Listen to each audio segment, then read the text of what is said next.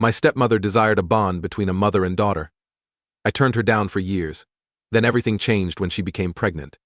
My mom passed away from cancer when I was 6 years old, 17F. Though my recollections of her are diminishing, I can still picture her kind face and the way she would sing me to sleep every night. I used to adore going into her elementary school classroom after school, when she was a teacher. Her students' vibrant artwork and projects were always adorning the walls. I still recall how proud I felt that my mother was the one that all the kids adored. I wasn't entirely sure what was going on when she fell ill. I could sense something was wrong, even though my 45-year-old father, Tom, tried to protect me from the worst of it. Mom was in the hospital more and more, and by the time she returned home, she was too exhausted to sing or play music. My last distinct recollection of her is us coloring together while seated on her hospital bed. Even though I could no longer see her, she assured me that she would always be keeping an eye on me. For long after her death, it was just my dad and me. He was inconsolable, and in retrospect I see how much he struggled to hold it together for me. Every Sunday morning he would cook pancakes, just like his mother did, but with slightly browned edges. Whenever he tried to braid my hair for school, it would typically turn out badly. We struggled through together, attempting to establish a new normal despite how much we both missed our mother. Dad met Carmen, 38F, at a bereavement support group when I was 7 years old. I recall his initial revelation to me regarding her. It was a park where we were, perched atop my mother's beloved bench. As he mentioned that he had met a wonderful lady who had lost her spouse, he became uneasy and fiddled with his wedding ring. I didn't mind it at first. I reasoned that perhaps Dad had made a friend who was sympathetic to our situation. However, things happened quite rapidly. Carmen began regularly dropping by for dinner after a few months. In an attempt to make it enjoyable for me, she would rent movies or bring board games. However, it seemed as though she was attempting to replace her mother each time she was there. She would have her coffee in her mother's favorite mug or sit in her chair at the dinner table. It may not seem like much, but it seemed like a betrayal to a 7-year-old who was still in mourning. Dad told me that Carmen was coming in with us 6 months after they first met. I lost it and screamed that he was trying to take the place of my mother.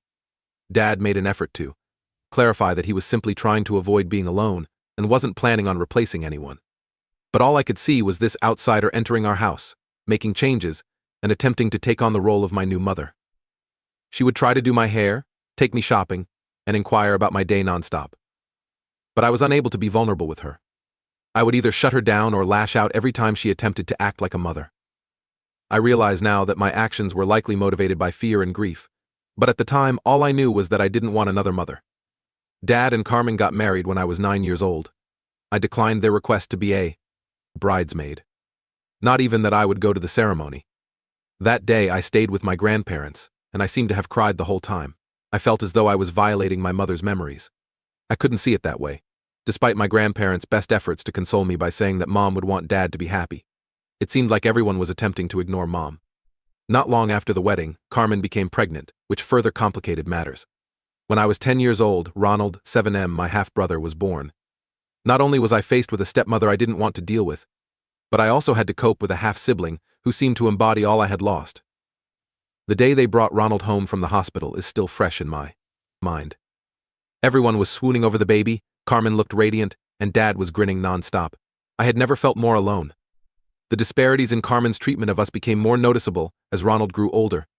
She was naturally loving and maternal with Ronald. She would play on the floor for hours, showering him with kisses, and appeared to know exactly what he needed. Everything felt forced and uncomfortable with me. Whenever she attempted to give me a hug or tell me she loved me, it seemed more like she was reciting lines from a script than she was truly feeling something. The older I've become, the worse things have gotten. No matter how awkward it makes me, Carmen seems eager to force a mother-daughter bond with me. She tries to offer me advice on boyfriends and makeup, insisted on attending all of my school functions, and even attempted to organize a Sweet 16 party for me last year, which I declined to attend. I can still clearly recall one really embarrassing moment when I had my first period. Carmen wanted to have the conversation and tried to make it this great bonding occasion by purchasing me tampons and pads. However, my only thought was that this ought to have been a moment spent with my true mother. I sobbed for hours inside the bathroom after locking myself in. In this case, my dad has been of no assistance. He keeps assuring me that Carmen is making an effort, and that I should give her a chance. I don't need or desire another mother, though, and he doesn't seem to get it. My mother is still my mother, even though she is no longer among us. I've made an effort to clarify this to him, but he consistently dismisses me, telling me that I must move on and embrace our new family. There's always tension in the house. Every family meal seems like a delicatessen walk. Carmen asks me about every aspect of my day, trying too hard. I get stern stares from Dad if I don't answer with enough enthusiasm. Caught in the midst of all of this, Ronald frequently acts out to gain attention. It wears me out. I've been going to my best friend Lily's place more and more lately. Her family is quite laid back and unproblematic. There are moments when I wish I could just move there. When Carmen attempted to accompany me to the prom dress store last week, things reached a breaking point. She became quite agitated and said she was offended that I had denied her the opportunity to share in this mother-daughter experience when I told her I was heading out with Lily and a few other friends. When I eventually lost it, I told her that she was not and never would be my mother. This fight's aftermath has been terrible. Ronald is perplexed and upset. Carmen has been crying all the time. And my dad is mad at me. I'm upset that my feelings aren't being honored, but I also feel bad for hurting Carmen's feelings. I have no idea what to do. I know Carmen isn't a nasty person, and I love Ronald and my dad. However, I can't carry on acting like I'm fine with this compelled connection. How can I establish limits without ruining my family? After all these years, are I wrong to still not see Carmen as a mother figure? Update 1. Since my last post, which was approximately a month ago, things have only been more difficult. Following the prom dress incident, my father took me aside for a serious conversation. He acknowledged that I was still in mourning for my mother, but he also said it was time for me to move on and accept Carmen as my new mother. In order to give Carmen a greater sense of belonging to the family, he even recommended that I start calling her mom. This discussion astonished and hurt me. My dad seemed to be attempting to obliterate my mother's memory and replace it with Carmen's. I told him that he was being unreasonable to expect me to just forget about my true mother, and that I would never call Carmen mom. This sparked a heated dispute. Because of everything Carmen has done for me, my father has said that I am ungrateful and self-centered. He mentioned how she's attempted to get to know me, supported me at all of my school functions, and has always treated me like her own daughter. In response, I said that I never asked for any of that, and that Carmen's acts frequently seemed more like duty than sincere concern. My dad grounded me and took away my phone privileges after our dispute. He promised to give them back to me once I learned to value my family. Things at home were quite stressful throughout the next week. Carmen was trying to talk to me all the time, telling me she loved me like her own daughter and that all she wanted was for us to be close. I stayed in my room for the most part to avoid these discussions. I discovered an old photo album hidden in my closet one day while I was in my room. It was jam-packed with images of my mother and me. There were pictures of her teaching me how to ride a bike and of us baking cookies at the seashore. I sobbed for hours as I thumbed through it, recalling all the small things I'd nearly forgotten. I hastily buried the album till Carmen came on my door to invite me to dinner. I felt as though these were memories I had to keep to myself, a secret from my new family. Began behaving strangely. He started throwing fits and balking at attending school. To compound the shame I was already experiencing, I heard Carmen tell my dad that my attitude was hurting Ronald. Ronald was crying in his room when I got home from school one afternoon. I asked him what was wrong, and he stated that he didn't understand why I didn't feel the same way about Carmen as he did. Since our mothers are different, he inquired as to whether that meant I didn't love him either. My heart was broken by it. I made an effort to convey my love for him. However, that my emotions toward Carmen were nuanced. I don't think he truly got it, but after we played his favorite video game together for a while, he seemed to feel better. When I heard Carmen and my dad talking about the idea of family therapy, things became rather heated. Carmen felt that it would help us grow into a true family, and my dad was willing to try but apprehensive. I declined their approach when they brought up the notion. I informed them that they had to face the fact that no amount of counseling would change my perception of Carmen as my mother. This sparked yet another heated dispute. With my father threatening to keep me grounded forever if I refused to go to counseling, I contacted my mother's parents because I felt trapped and angry. I hadn't told them about the problems with Carmen and my dad, in part because I didn't want to worry them and in part because I was loyal to my dad. But I thought I was out of alternatives at this point. When my grandparents learned what was happening, they became enraged. They called my dad right away and got into an angry, lengthy discussion with him. I was unable to hear everything. However, I did hear my grandfather tell my dad that by trying to force Carmen into her role, he was disrespecting my mother's memory. My father appeared rattled after the call. He lifted my grounding and gave me back my phone, but other than that, we haven't really spoken. Carmen has also become more reserved and has stopped attempting to force interactions or moments of intimacy. I discovered a little package outside my bedroom door the following day. My mother's old charm bracelet was inside. When I was younger, I distinctly remember her wearing it all the time. My father had written a message stating that he had been holding on to it for my 18th birthday. but that he believed I might need it right away. I felt like he truly got how much I still miss my mom for the first time in a long time. Since then, I have worn a bracelet every day. It feels like I always have a tiny bit of my mother with me. Carmen inquired about it after noticing it the other day. I considered lying for a second, but ultimately decided to tell her the truth. I was surprised that she remained unfazed and unenvious. She simply nodded and remarked on how lovely it was. Although I'm glad that some of the strain has subsided, I'm concerned about the future implications for our family.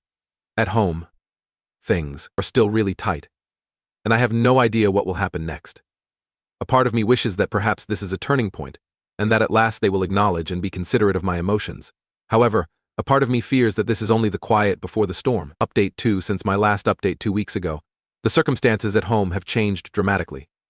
A few days following the intervention of my grandparents, my father apologized to me. He acknowledged that he had been unjust to my sentiments and my recollections of my mother, and that he had been wrong to try to force a bond between Carmen and me. We had a lengthy conversation by ourselves. We truly opened ourselves to one another for the first time in a long time. I expressed to him how hurt I was that he seemed to want me to move on from my mother. He talked about how he felt like he was betraying his mother's memory by being happy with Carmen. We both shed a lot of tears, but we felt like we had finally reached an understanding. Nevertheless, there was a catch to this apologies. Carmen was pregnant once more, according to my dad. They recently learned the news, having been trying for a child for some time. My father expressed his wish that we may all get together as a family with this new sibling. I was conflicted about the news. I was relieved that my dad had finally given in to my emotions, on the one hand. However, the thought of having a second half sibling made me feel even more alienated inside my own family. Our home's dynamic has shifted as a result of Carmen's pregnancy. She's been too distracted to try to force a connection with me because she's been suffering from severe morning sickness. It's been a comfort in a way, but I feel bad about feeling that way. In addition to being thrilled about the idea of becoming a big brother, Ronald has been bugging me to explain why I don't refer to Carmen as mom. He's attempting to explain the issue to a 7-year-old without giving him the impression that our family is any less legitimate has proven to be challenging.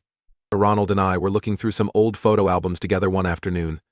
He inquired about my mother after seeing a picture of her. When I informed him she was my mother, he became really perplexed.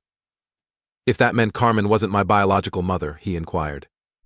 I made an effort to explain to him about half-siblings and stepmothers, but I could tell it was too much for him to take in. Throughout everything, my grandparents have been a huge source of support. They've been in touch with me frequently to see how I'm doing, and they've even offered to have me stay with them over the summer if things at home become too stressful. More anecdotes about my mother have also been shared, which has been consoling and melancholy at the same time. The news of the pregnancy has also made me feel a lot of emotions toward my own mother. I've been recalling details about her that I had nearly forgotten when flipping through old photo albums. I'm happy to be reliving these memories, but it also makes me miss her even more. It's bittersweet. Carmen has been giving me more room since she seems to have realized this. She even gave me a box of my mother's old belongings that she had discovered in the attic with no fanfare. It was arguably the sweetest thing she's ever done for me, and it got me thinking about whether we might actually get along and live in harmony. Even if our mother-daughter bond will never be what she desired, my dad has been making an effort to get to know me better one-on-one. We've spoken about my mom a few times, and I feel like he's actually listening for the first time in a long time. Although it's not flawless, it's a start. We're expecting a new baby, so I'm not sure what the future holds for our family yet. For the time being, though, I'm cautiously optimistic that we could be able to strike a new equilibrium that honors everyone's boundaries and sentiments. Update 3. A lot has transpired since my last update, which was approximately a month ago. Carmen is currently in her second trimester of pregnancy, which has been going well. The morning sickness has subsided, which has somewhat calmed things down at home. But more difficulties have emerged. Carmen and my father made the decision to find out the baby's gender last week. Their child is a girl. Carmen turned to me when they revealed it over dinner, saying, "I hope you'll be a great big sister to her, just like you are to Ronald, although I am aware of her good intentions." It raised a lot of difficult emotions in me. I couldn't help but imagine that this young child and Carmen would have the mother-daughter bond that I had always desired. I felt like an outsider even more as a result. After supper, my dad called me aside. So he must have noticed my reaction. He asked me how I was feeling about things, and I told him the truth to him for the first time in a long time. I told him about my confusion and conflicting feelings about my status in our family, how much I still grieve my mom, and my concerns of being replaced. My dad listened, and I was surprised. He assured me that no one, not even he, could ever take the place of my mother. He expressed regret once more for attempting to press Carmen and me into a relationship, and he pledged to behave better moving forward. After this talk, my dad, Carmen, Ronald, and I all sat down for a family meeting to talk about our relationships. I believe it was important, even if it wasn't easy, and there were some tears mostly from Carmen and my dad. One of our new family rules was created. Carmen promised to give up on her attempts to make us into a mother-daughter duo. Rather, our goal will be to establish a friendship founded on respect for one another. 2. In order to make sure Ronald and I feel appreciated, my dad agreed to spend more time with us one-on-one. 3. Every month we're going to have a Remember Mom Day where we'll go through pictures and talk about our memories of my mother. It shocked me that Carmen came up with this idea. I committed to participating more in family events, but I also understood that I could back out if I started to feel overburdened. It's not a perfect answer, and I'm sure there will be more difficulties down the road, particularly with the new baby. However, I feel like my feelings are being acknowledged and heard for the first time in a very long time. Carmen came up to me the day after our family gathering and shared her suggestion. She proposed that when my mom becomes older, we should collaborate to make a remembrance book for her, which we could then give to Ronald and the new baby. I was apprehensive at first, since it seemed like such a personal endeavor. However, as we discussed it further, I realized that it may be a nice way for me to preserve my mom's memory in our expanding family and for Carmen to learn more about my mom. We are now putting a little bit of effort into it every week. I tell stories and memories to Carmen, and she asks me questions about my mother. Speaking with a stranger about my mother has been quite pleasant. Carmen has shown genuine interest in me, and she has even assisted me in recalling certain details I had forgotten. Occasionally, Ronald joins us and asks questions about the grandma he never met. Seeing him learn to know Mom via our stories is bittersweet. However, it also feels correct. I want him to know about her and to comprehend why she continues to play such a significant role in my life. Regarding the new baby, I'm still getting over how her arrival has affected me. Being a big sister again excites me in certain ways, but I'm also concerned about how it might affect our family's dynamic in other ways. I like that Carmen hasn't pressured me to get too involved with the pregnancy things. Everyone said that spending some time with my grandparents would be beneficial for me, so it's still part of my summer plans. But at the end of it, I don't fear returning home. After the baby is born, my grandparents are even discussing making more frequent visits, which I believe will benefit everyone. Dad and I went hiking together last weekend, just the two of us. When I was younger, we used to do this all the time, but it has been years since our last one. Dad turned to face me while we were taking a break at the top of the trail and admiring the scenery. He added, "Your mom would be so proud of the young woman you've become. I cannot put into words how much it meant to me. Even though I realize we still have a long way to go, I have cautious optimism for our mixed family's future. Even though it might not look like what Carmen had in mind, or what my father had first attempted to impose, perhaps we can come up with a solution that benefits everyone. Though I'm sure we'll still struggle, it won't be perfect, and I feel like for the first time in a long time, we're all making an effort to respect and understand one another's sentiments. I don't think I will ever be ready to call Carmen Mom. However, perhaps with time, we might create a relationship that is significant in and of itself. Additionally, there's a chance that this new baby will help us all become a little closer.